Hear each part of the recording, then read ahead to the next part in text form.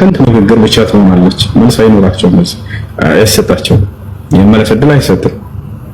ወሚን ወራኢሂም በርዘኹን ኢላ የውሚ ዩብዓሱን አለ። ገና ከበስተኋላቸው እስከሚቀሰቀሱበት ቀን ድረስ እስከ ትንሣኤዋ ቀን ድረስ የቀብር ህይወት ገና ይጠብቃቸዋል ቅጣት እያለ ይናገራል። ከዚያ በኋላ ይመጣሉ እነዚህ መላእክቶች። እንደመጡ ገና መምታት ነው የሚጀምሩት፣ ቅጣት ይጀምራሉ። እዚሁ እነዚህ መላእክቶች አላህን ለካደ ሰው መላእክቶች በጣም ጨካኝ ናቸው። ወጣቸው ያ ነው። ይሄን አላህ በቁርአን ላይ ሲናገር ወለው ተራ ኢዝ የተወፈ الذين كفروا الملائكة يضربون وجوههم وأدبارهم ይላል። ሙሐመድ ሆይ እነዚያን የካዱትን ሰዎች መላእክቶች በሚገድሏቸው ነፍሳቸውን በሚያወጡ ጊዜ ብታይ እንዴት እንደሚመቷቸው እያለ ይናገራል። يضربون ማለት ይመቷቸዋል ማለት ነው። وجوههم ማለት ፊታቸውን وأدبارهم ጀርባቸውን። ገና እንደመጡ እንደዚህ መላእክቶች ቅጣትን ይጀምራሉ። አላህን የካድክ ሰውን አይደል በምድር ላይ ብለው በቃ ከፊት ከኋላው እንዳለ ጥንቅርቅር ነው የሚያደርጉት፣ መምታት ይጀምራሉ። ወዙቁ ዐዛበ አልሐሪቅ ገና ያሳማሚውን ቅጣት ትቀምሳለህ እያሉ ያበስሩታል። ወዲያው ምን ብላ ያዛል? ይሄ መለኩል ሞት እንዴት ነው ነፍስን የሚያወጣት መልአኩ? ቅድም ያልተናገርኩት ነገር እንዲህ የመነጨቀ ምናምን ላ አይደለም፣ በትዕዛዝ ነው የሚያወጣት። አየቱሃ ሩሑል ኸቢሳ ይላል መለኩል ሞት፣ አንቺ አላህን የካድሽ ሆንሽ ቆሻሻ ነፍስ ብሎ ይጀምራል። ወኽሩጂ ኢላ ሰኸጥ ሚነላሂ ወዒቃቢህ ወደ አላህ ቁጣና ወደ ቅጣቱ ውጪ ከዚህ በኋላ ይላል። ኧረ አንዴ መመለስ እድል ብሎ የቅድሙን ቃል ይናገራል፣ አይሰጠውም። ከዛ ትወጣለች ነፍሱ። ወዲያው እነዚህ መላእክቶች ይዘዋት ይሄዳሉ ወደ ሰማይ። አላህ ሱብሓነሁ ወተዓላ በቃሉ ላይ ምን አለ? ኢነል ለዚነ ከዘቡ ቢአያቲና ወስተክበሩ ዐንሃ ላ ቱፈተሑ ለሁም አብዋቡ ሰማእ ብሏል። እነዚያ እኔን የካዱኝ ሰዎች አናቅጼንም በነቢያት ላይ ያወረድኩትን ያስተባበሩ የሰማይ በር አትከፈትላቸውም ብሏል አይደል? ወደ ሰማይ ዓለም እንዳትገባ ይቺ ነፍስ መልሷት የሚል ትዕዛዝን ይሰጣል። ከአንደኛው ሰማይ አታልፍም። ከዚህ ወዲያው ትመለሳለች። የክብር ጥያቄ እዛው ከሰውነቱ ጋር ገብታ እንድትጠይቅ ያዛል። አሁንም ልክ እንደዛው እነዚህ መላእክቶች ሊጠይቁ ይመጣሉ። ثم يأتياه ملكان ከዛም ሁለት መላእክቶች ይመጣሉ አሉ ነብዩ ሰለላሁ ዐለይሂ ወሰለም። فيقيمانه فيقعدانه فيسألانه ثلاثة أسئلة ካስነሱት በኋላ ሶስት ጥያቄ ይጠይቁታል። መን ረቡክ አይ ጌታ ማን ነው ይሉት። አላህ ነው ብሎ እንዳይመልስ አላህን ክዷል። የሚያመልከውን ሲያመልክ የነበረውን ጌታ እንዳይናገር ስህተት መሆኑን ተረድቷል። ታዲያ መልሶ ምን ሊሆን ይችላል? ልክ ትምህርት ቤት መምህሩ ጥያቄ ጠየቀና መልስ አላወቀም ሰውየው፣ ወይ በትክክል እንዳይመልስ በትክክል አልተማረም። የሰው መልስም ትክክል እንዳልሆነ አወቀ። እንደሚለው አለ አይደል? ምንም መልስ እንደሌለው ሰው ለዚህ ነብያችን ሰለላሁ ዐለይሂ ወሰለም ምናሉ ፈየቁል ሃ ላ አድሪ የለና አያላውቅም ብሎ ይመልሳል ማለት። ሁለተኛው ጥያቄ ወማ ዲኑከ ሃይማኖትህ ምንድን ነው ተብሎ ይጠይቃል። ኢስላም ነው እንዳይል እስልምናን ክዶታል። እውነት መሆኑን ተረድቷል። አላህ ቃል በቃል በቁርአን ላይ የውመኢዝ ዩወፊሁም ላሁ ዲነሁም ልሐቅ ወየዕለሙነ አነ ላሁ ወል ሐቅ ልሙቢን አለ። እውነተኛ ትክክለኛ አምላካቸው አላህ መሆኑንም የዛኔ ያውቃሉ አለ ገና ሊሞቱ ሲሉ። ነገር ግን ይሄን ነገር እንዳይሉ አላመኑበትም ነበር። ሲያመልኩት የነበረውን አምላክ ይሄ ነው አምላክ ብለው እንዳይጠሩ አሁንም ሲከተሉት የነበረው ሃይማኖት ትክክለኛ ሃይማኖት እንዳልሆነ ያውቃሉ። ወይቁል ላ አድሪ አሁንም አላውቅም ብሎ ይመልሳል። ሶስተኛና የመጨረሻው ወማ ነቢይክ ነብይህ ማን ነው ተብሎ ይጠይቃል። ነብዩ ሰለላሁ ዐለይሂ ወሰለም ክደዋል እነዚህ ሰዎች። ታዲያም ብለው ይመልሳሉ። ፈየቁል ላ አድሪ አላውቅም ይላሉ። ثم يضربونه بمطرق لو ضرب به جبل الدنيا لأزاله አሉ ነብዩ ሰለላሁ ዐለይሂ ወሰለም። ከዚያም እነዚህ መላእክቶች በብረት ይመቱታል በጫንቃው ላይ። ይሄን ምት የምድር ተራራ ቢመታበት ባፈራረሰውና ባስወገደው ነበር አሉ ነብዩ ሰለላሁ ዐለይሂ ወሰለም። መላእክቶች ኃይላቸው ከሰው በላይ ነው። በዚያ በኃይላቸው አንዴ ጫንቃው ላይ ይመቱታል አሉ ነብዩ ሰለላሁ ዐለይሂ ወሰለም። በዚያ ምትም የምድር ተራራ ቢመታ በፈራረሰና ከቦታው በተወገደ ነበር አሉ። ያንን እንድትሰሙ አላህን ለምኜ ያሰማችሁም ነበር አሉ። ነገር ግን ዳግም ወደ ቀብር አትሄዱም ብለው ተናገሩ። ቃለ ነብዩ ሰለላሁ ዐለይሂ ወሰለም ለውላ አኒ አኻፍ አነኩም ላ ተተዳፈኑን ለደዐውቱ ላህ አን ዩስሚዐኩም ዐዛበ አልቀብር ፈተስመዑን አሉ። እንደው አትቀባበሩም ብዬ ስለፈራሁኝ እንጂ አላህ የቀብር ቅጣትን እንድትሰሙ ለምኜላችሁ አላህን እንዲያሰማላችሁ አደርግ ነበር ብለው ተናግረዋል። አላህን ለምን ነበር እንዲያሰማችሁ፣ ነገር ግን አትቀባበሩም አሉ። ከዛ በኋላ አላህ ሱብሓነሁ ወተዓላ ይናገራል። ثم ينادي منادي من السماء فيقول الله سبحانه وتعالى من ሲል ይናገራል። كذب عبدي ይላል وفرش له فراشا من الجنة وألبسوه نارا يعني افرشوا له فراشا من النار وألبسوه لباسا من النار وافتحوا له بابا إلى النار ووسعوا يعني وضيقوا عليه قبره فيضيق عليه قبره حتى تختلف أضلاعه. كزيام الله سبحانه وتعالى من سيل التعرى إنه بارعي تساسات ملس ملسوال يقهن من المسات من دافع الرقلة يقهن من يسات من المسال بسوت يقهن من البر كفتون الناس أيوت ከቀብር ህይወቱ በኋላ በቀጣይ የሚገባበትን ትልቁን የገሃነም ቅጣትን እየተመለከተን ይኖራል ይላል። ከዚያ በኋላ እነዚህ መላእክቶች ይሄን ያደርጋሉ የተባሉትን የገሃነምን በር ከመክፈታቸው ግን በፊት የገነትን በር ቀድመው ያሳዩታል። ፈየቁሉነ ለ የዛን የሚያሳዩትና ምን ይሉታል? ለው አመንተ ቢላሂ ለካነ ሃዛ መካኑክ ይሉታል። የገነትን በር ቀድመው ያሳዩትና አላህን አምነህና የእርሱን ህግና ስርዓት ተከትለህ ቢሆን ኖሮ ዛሬ አንተ መግደህ የነበር በቀጣዩ ዓለም የሚሆነው ይሉታል። ወላኪነከ ከፈርተ ቢላህ ፈካነ ሃዛ መካኑክ ነገር ግን አንተ አምላክህን አላህን ክደሃል፣ ያንተ የቀጣዩ ዓለምህ ይሄ ነው ብሎ የገሃነምን በር ያሳዩታል። የእርሱ የቀብር ህይወቱ በዚህ ይቀጥላል ማለት ነው። ስጋውን ሩሑን በዚህ ሁኔታ ቀብር ውስጥ እየተቀጣች ትቀጥላለች። የሙስሊምስ እንዳልኩት የሙስሊም ሩሑ በሁለት መንገድ ትሆናለች። ነፍሱ በግማሽ ፓርት በገነት ውስጥ ትኖራለች፣ በግማሽ ደግሞ በቀብር ህይወት ውስጥ እያገኘች ጸጋን ትቀጥላለች ማለት ነው። ከዚያ የትንሣኤ ቀን ሰዎች ሲነሱ ጊዜ አማኞች በሁሉም ባንነታቸው ወደ ገነት ይገባሉ ይሳኙ ማለት ነው። ይህን ይመስላል። ጋዲያኖች ደግሞ ወደ ገሃነም ይገባሉ ማለት ነው። ወለለዚነ ከፈሩ ቢረቢሂም አዛቡ ጀሃነም እንዳለው ለነዚያ ጌታቸውን አላህን ለካዱ ሰዎች የገሃነም ቅጣት አለችላቸው ብሎ እንደተናገረው ለአማኞች ደግሞ ምን አለ? ኢነለዚነ አመኑ ወዐሚሉ ሷሊሓት ለሁም ጀናቱ ነዒም ኻሊዲነ ፊሃ ወዐደላሂ ሐቃ ወሁወል ዐዚዙል ሐኪም ይላል። እነዚያ በአላህ አምነው መልካምን የሰሩትን የገነትን ጸጋ ሊያስገባቸው ቃል ገብቷል። የአላህን ቃል እውነት ሲሆን በእርሱም ውስጥ ለዘላለም ዘውታሪዎች ሲሆኑ እርሱ አምላካቸው አላህ አሸናፊና ጥበበኛ ነውና እያለ ይናገራል ቁርአን። እና ይሄን ይመስላል ዶክተር ልጠይቅ። በጣም ነው አመሰግነው። ክብር ይስጥልኝ። እውነት ለኔ ጊዜ ሰጠኝ መልስ ስለመለስክልኝ። ግን ያው ልቤ እየተወሰወሰ ነው እንደማደርግ አላውቅም። በቃ አመሰግናለሁ። ለማንኛውም በሌላ ጊዜ ያገኛለሁ።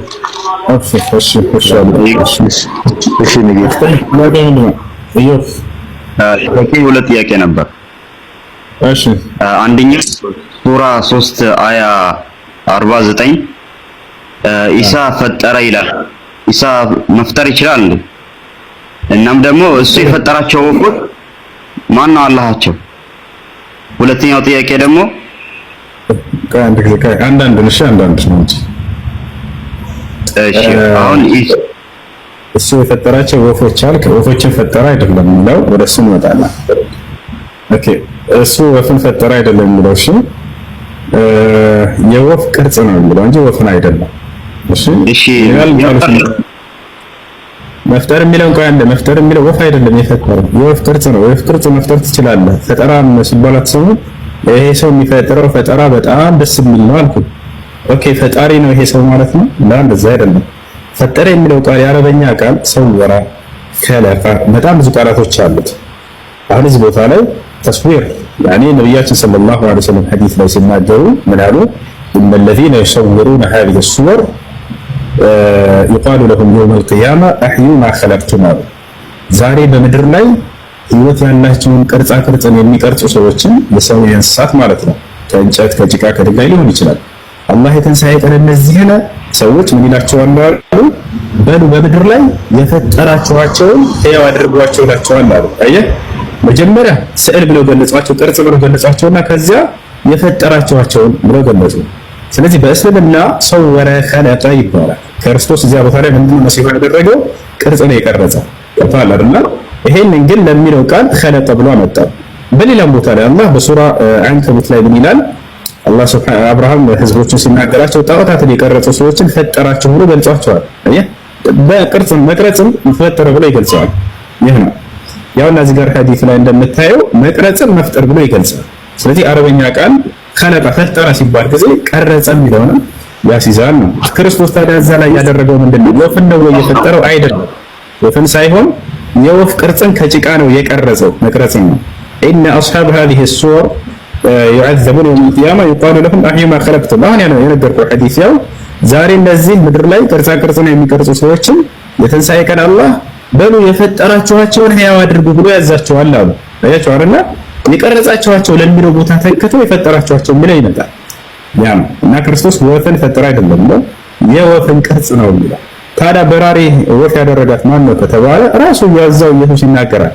ፈተኩኑ ጠይረን ቢኢዝኒላህ አለ። ከዚያም በአላህ ፍቃድ በራሪ ወፍ ትሆናለች ይላል። እርሱ ምንድነው ምን ድረስ ነው ድርሻው ከተባለ ከጭቃ የወፍ ቅርጽ ይሰራና እፍ ማለት ድርሻ ብቻ ነው ያለው። ያና ምን ይላል? ወረሱላን ኢላ በኒ እስራኤል አኒ ቀድ ጅእቱኩም ቢአየትን ሚን ረቢኩም አኒ አኽሉቁ ለኩም ሚነ ጢኒ ከሀይአቲ ጠይሪ ፈተኩኑ ጠይረን ቢኢዝኒላህ ይላል። ዛላና እኔ በወፍ ቅርጽ እሰራላችሁ፣ እቀርጽላችኋለሁ፣ እፈጥርላችኋለሁ፣ እሰራላችኋለሁ። ሰራ፣ ፈጠረ፣ ቀረጸ። እነዚህ ሁሉ አንዱ ሌላውን ተከታይ የሚመጡ ናቸው። ከዚያ በኋላ ምን አደረገ? እሱ የጭቃ ቀረጸና በወፍ ቅርጽ እፍ አለ። እዚህ ድረስ ነው ድርሻው። ከዚያ በኋላ በአላህን ፍቃድ በራሪ ወፍ ትሆናለች አለ። በራሪ ወፍ የማድረግን ስራ ወደ አምላኩ መለሰ ማለት ነው። ከዚያ በፊት ግን ከጭቃ የተቀረጸች ቅርጽ ሆና ያለች ነች። ይሄ ነው። እሺ ሁለተኛው ጥያቄ ኻቲሙል አንቢያ መሐመድ ነው ትላላችሁ አይደለ? ነብዩ መሐመድ ሰለላሁ ዐለይሂ ወሰለም ነብያት መደምደሚያ ናቸው። ኻቲሙል አንቢያ እንደዛ ከሆነ መጨረሻ ዓለም ላይ ኢሳ ነው የሚመጣው አይደል እንዴ? የመጨረሻው ነብይ ማለት ነብይ እንደምትሉት ማለት እሺ ላስረዳ። ጨርሰሽና አስረዳለሁ። ችግር የለውም። ጥያቄን ጨርስ። ኻቲሙል አንቢያ ኢሳ ነው ማለት ነው መጨረሻ ስለሚመጣ ማለት በዚህ መሐመድ አይደለም በዚህ ሁኔታ ማለት ነው። ሐሳት ደመደም እኔ ልመልስልህ። እሱ ይመጣል አይደለም እንደ መጨረሻ ነው። ታዲያ እንዴት መጨረሻ ተባብሳቸው ወይም ጥያቄ አድርገውና ልመልስልህ። አሁን ጠይቀህ የመለስከው እንደሱ ሳይሆን እኔ ልመልስልህ አለብኝ። ነብዩ መሐመድ ሰለላሁ ዐለይሂ ወሰለም የነብያት መጨረሻና መደምደሚያ ናቸው ነው ወይ? አላህ ሱብሓነሁ ወተዓላ ይሄን በቁርአን ላይ ተናግሯል። እርሳቸውም ሐዲስ ላይ ተናግረዋል። ማስረጃ يقول الله سبحانه وتعالى في سورة الأحزاب ما كان محمد أبا أحد من رجالكم ولكن رسول الله وخاتم النبيين ይላል። ሙሐመድ ግን የነብያት መደምደሚያ ነው ያለ ይነግረናል። ወተዓላም በሌላ ቦታ ላይ يقول ما كنت بدعا من الرسل ይላል። እኔ ነብያት አዲስ መጀመሪያ አይደለሁም መጨረሻ እንጂ ያሉ እንዲናገሩ አዘዝቷል። ሐዲስ ላይ እርሳቸው ቃል በቃል ነብያችን ሰለላሁ ዐለይሂ ወሰለም አነ ኻተሙ ነቢይን ላ ነቢይ በዕዲ አሉ። እኔ የነብያት መደምደሚያ ነኝ ያሉ ይናገራሉ። ያችሁ ነብያት እስከ እርሳቸው ዘመን ድረስ ተቋጭተው ከአላህ ሱብሓነሁ ወተዓላ ዘንድ የመጀመሪያው ነብይ አዳም ነው። ይሄን ቃል በቃል ነብዩ ሰለላሁ ዐለይሂ ወሰለም ተናግረዋል። ሐዲስ ላይ ተጠየቁ። አቡ ዘር አልገፋሪ የተባለ ታላቁ ሰሃባ ጠየቃቸው። قال يا رسول الله من يعني هل كان آدم نبيا؟ فقال النبي صلى الله عليه وسلم نعم كان نبيا مكلما አንተ የአላህ መልእክተኛ ሆይ አዳም ነብይ ነበረን ሲላቸው አዎ በዚያውም አላህ ቃል በቃል ያናገረው ነብይ ነው ብለው ተናገሩ። አያችሁ ነብያቶች በሁለት መንገድ ናቸው። ወይ በመልአክ ያናገራቸዋል ወይ ቃል በቃል ያናገራቸው አሉ። ለዚያውም አላህ ያናገረው ነብይ ነው ብለው ተናገሩ። ወጣቸዋል። በአጠቃላይ የመጀመሪያው እርሱም የመጨረሻው ነብዩላህ ነብዩ መሐመድ ሰለላሁ ዐለይሂ ወሰለም ናቸው። ከእርሳቸው በፊት ተልኮ የነበረው ማን ነው ከተባለ መሲሁ ነበሩ። ወጣቸዋል። ይሄን ልታውቁ ይገባል።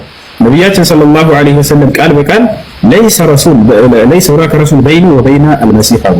በእኔና በክርስቶስ መካከል ሌላ መልእክተኛና ነብይ የለም እያሉ ይናገራሉ።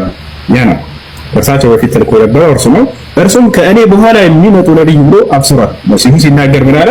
ወኢዝ ቃለ ዒሳ ብኑ መርየም ያ በኒ እስራኤል ኢኒ ረሱሉላሂ ኢለይኩም ሙሰድቀን ሊማ በይነ የደየ ሚነ ተውራህ ወሙበሽረን ቢረሱሊን የእቲ ሚን በዕዲ እስሙሁ አሕመድ ይላል።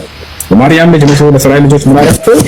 እኔ ለእናንተ የተላኩላችሁ የአላህ መልእክተኛና ነብይ ነኝ ካለ በኋላ ከእኔ በኋላም የሚመጣው መልእክተኛ ስሙ ሙሐመድ የተባለውን ወይም አህመድ የተባለውን የማበስራችሁ ነኝ ብሎ ተናገረ ይላል። ይህ ነው ያውና ነብዩ መሐመድ ሰለላሁ ዐለይሂ ወሰለም አሁን የተናገርኩትን ቃል ምን ይላል? ለይሰ በይኑ ወበይነሁ ነብይ ይላሉ። በእኔና በክርስቶስ መካከል ነብይ የለም እያሉ ይናገራሉ። ያኔ ዒሳ ይህ ነው። እንደአጠቃላይ ወደፊት መሲሁ ይመጣሉ። በሚመጡ ጊዜ ባጭሩ እንደ አዲስ ነብይ ሆነው ነው ወይ? ላ አይደለም። ቀሪ ዘመን አላቸው ያኖሩት አልተገደሉም፣ አልተሰቀሉምና ያንን ዘመናቸውን ኑረው ከዚያ በኋላ ፍጻሜያቸውን ያገኛሉ እንደማንኛውም ሰው።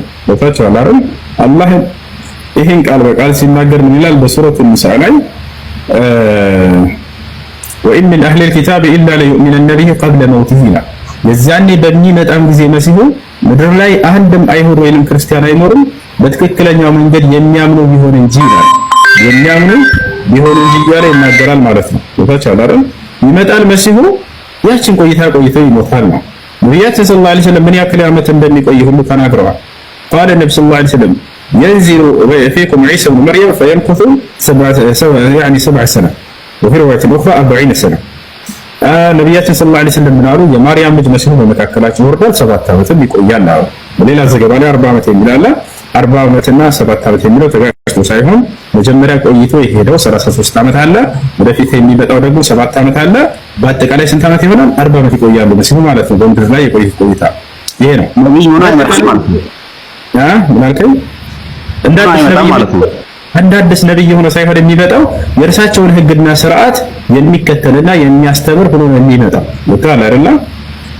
ነብዩ መሐመድ ሰለላሁ ዐለይሂ ወሰለም ቃል በቃል ይወርዳል በመካከላቸውም ይመራቸዋልም አሉ።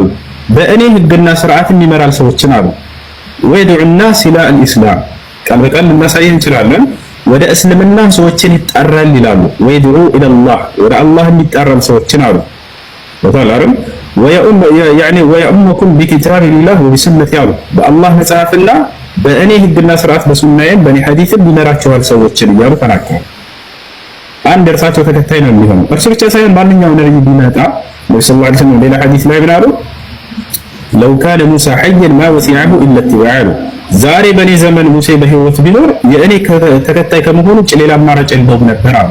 ያችሁ መሲሁን በሚመጣ ጊዜ የእርሳቸው አንድ ተከታይ ከትውልዳቸው አንድ ከትውልዳቸው ተከታይ ይሆናል። በእርሳቸው ህግና ስርዓት ይመራል፣ ሰዎችንም ይመራል። የመምራቱንም ስልጣን የዛኔ አላህ ለእርሱ ይሰጣል አሉ። መሲሁ ዒሳ ዓለይሂ ሰላም በሚመጣ ጊዜ በአላህ ህግና ስርዓት ሰዎችን ያስተዳድራል። ወላ የብቃ ፊ ዘማኒሂ ኢላ ልእስላም በእርሱ ዘመን ከእስልምና ውጭ ሌላ ምንም አይነት ሃይማኖት ምድር ላይ አይኖርም እያሉ ቃል በቃል ተናግረዋል። ይህንም ሳላወጣላቸው እናሳያቸው ነው ጊዜ ማለት ከተፈለገ ማስረጃዎችን እያሳየናቸው እንደሆነ ወላ የብቃ ፊ ዘማኒሂ ኢላ ልእስላም እያሉ ነቢያችን ሰለላሁ ዐለይሂ ወሰለም ቃል በቃል ይናገራሉ። ሰላት ትልቁ ላይ ነው።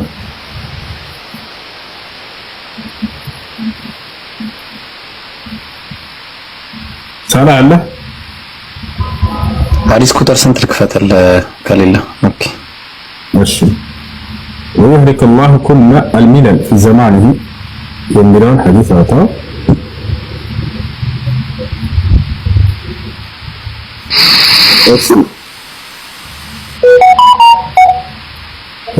እሺ ሐዲስ ቁጥር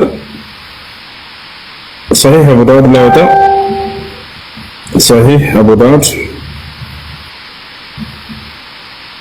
4324 ليس بيني وبينه نبي يعني عيسى وإنه نازل فإذا رأيتموه فاعرفوه ነቢያችን ሰለላሁ ዐለይሂ ወሰለም ምን አሉ? ገና ሲጀምሩ ትንቢትን እየተናገሩ ነው። ስለወደፊት መሲሁ እንደሚመጣ እየተናገሩ እያለ በእኔና በእርሱ መካከል ሌላ ማንም ነቢይ የለም አሉ። ያኒ ዒሳ እርሱም ዒሳ ነው። ወኢነሁ ናዚሉን እርሱ መጪ ነው፣ ወራጅ ነው፣ ከሰማይ ይወርዳል አሉ። ፈዕሪፉህ እወቁት፣ ከወዲሁ እኔ ስለ እርሱ እናገራለሁኝ አሉ። እወቁት፣ እርሱ ይመጣል በመካከላችሁ። ፈዕሪፉህ እወቁት። ረጅሉን መርቡዕ ወኢለል ሐምረቲ ወልበያድ አሉ ነቢዩ ሰለላሁ ዐለይሂ ወሰለም። መልኩን ሁሉ እየተናገሩ ነው። ወደ ቀይና ወደ ንጣት ጠጋ ያለ ነው አሉ። ያኒ ጥቁር አይደለም፣ ወደ ቀይም ቀይነትም ባለው ወደ ነጭነትም እንዲሁ የቀላቀለ ነው አሉ። በይነ መሰረተይሂ መርቡዕ ማለት ለይሰ ቢጠዊል ወላ ቢልቀስር ማለት ነው። በጣም ረጅም አይደለም፣ በጣም ማጭርም አይደለም፣ መካከለኛ ነው ይላሉ። በሌላ ሐዲስ ላይ ዋሲዕ በይነ መንኪበይሂ ይላሉ። ትከሻዎቹ ሰፋ ያሉ ናቸው አሉ። በጣም ደስ የሚል ውብ ያለው ያኒ ውብ የሆነ መልእክተኛ እንደሆነ ገልጸውታል። ነብዩ ሰለላሁ ዐለይሂ ወሰለም ከነውበቱ ሁሉ ተናግረዋል። ከአነ ረእሱሁ የቅጡሩ ወኢን ለም የስብሁ በለል አሉ። ልክ ሲመጣ ጊዜ ስታዩትም ከራሱ ላይ ልክ የሆነ ሰው ዝናብ በትቶት ሲገባ ወደ ቤት የሚያንጠበጥብ ነገር አለ አይደል? እንደዚህ አይነት የእርሱ ግን ውሃ ሳይሆን እንደ ወርቅ የሚጠበጠብ ነገር አይነት ሁሉ ይመስላቸዋል ስታዩት ገና ነው። በመላእክቶች ታጅቦ ነው የሚወርደው ብለው ሁሉ ተናግረዋል። ምናሉ ቀጥለው ሲናገሩ ነብዩ ሰለላሁ ዐለይሂ ወሰለም ፈዩቃቲል الناس على الاسلام ሰዎችንም በእስልምና መንገድ ላይ ያኔ ጥሪ ያደርጉላቸዋል፣ ይታገላቸዋል። ያለ الاسلام ቃል በቃል ወደ እስልምና ሰዎችን እንደሚጠራ ተናገሩ። ከዚያስ ፈየሩቅ الصليب መስቀልንም ይሰብራል አሉ። በእርሱ ዘመን በእርሱ ላይ ያኔ የተዋሸበትና የተቀጠፈበት ትልቅ ውሸት ላይ ነገር እንዳልተገደለ እንዳልተሰቀለ ለሰዎች ያስረዳል። ፈየሩቅ الصليب ማለት መስቀልንም ይሰብራል፣ ያጠፋል። ወይቅቱሉ الخنزير ويضع الجزية የዛኔ ግብርን ይጥላል ከሰዎች። ማንም ሰው የዛኔ በእርሱ ዘመን ግብር እየከፈለ አይኖርም። ሁሉም የድሎት ህይወት ይሆናል በመሲሁ ዘመን ብለው ቃል በቃል ተናግረዋል። ያ ቀጥሎ ምን አሉ? ወዩህሊኩ الله في زمانه كلها الملل كلها الا الاسلام አላህም በመሲሁ ዘመን ሁሉንም ሃይማኖቶች ከምድረ ገጽ ያጠፋቸዋል እስልምና ብቻ ሲቀር። በመሲሁ በኩል የሥራ የሚሰራ ወጣቷል አይደል? መሲሁ ሰዎችን ወደ አላህ ይጣራል፣ ወደ እስላም ይጣራል። ከምድረ ገጽ ባዕድ አምልኮች ሁሉ ይጠፋሉ። የዛኔ አንዱን አምላክ ብቻ አስመልኮ ፍጻሜ ይሆናል። ከዚያም ይሞታል።